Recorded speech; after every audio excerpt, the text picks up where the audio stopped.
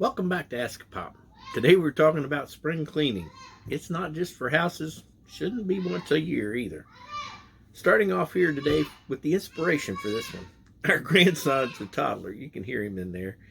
And the reason they call him that is because they inevitably fall down. But my beloved, as soon as she realizes that he's not hurt, will automatically start going into the song, I fall down, but I'll get up again. You're never going to keep me down. And you're welcome for me saying it and not singing it. She does that to let Little Bill know that he can shake it off and not be scared. When I heard that this morning, the Spirit hit me with today's inspiration on repentance. Yikes! That's a scary word. In short, it means to turn away from what's keeping you from God. And let's try and look at it the way we look at everything today, with our phones. So, or what you doing that's so bad that it needs a factory reset? That's kind of harsh. And that's kind of the route that a lot of people want to take when they first find Christ. And you know what? That's really, like I said, it's harsh. And it ends up making a lot of people kind of scared and want to really run away from it.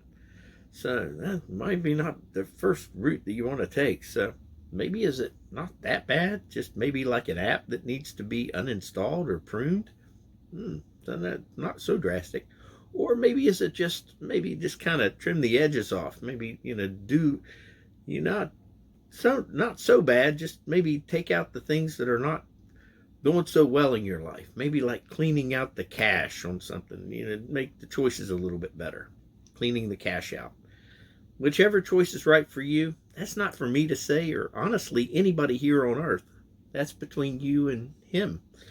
And that's done with prayer.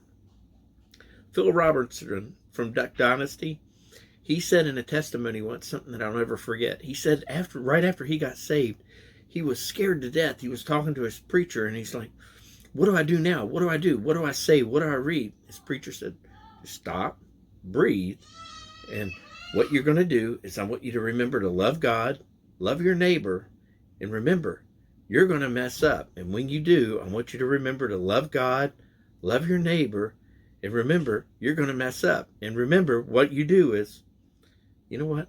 I thought that was the best example of repentance that I can ever give. It's not a get out of jail free card, but it is a grace covers guilt card for anybody trying to blame themselves or be too hard on themselves for trying to be too perfect. Just a thought from a guy that does get knocked down but tries to get up again.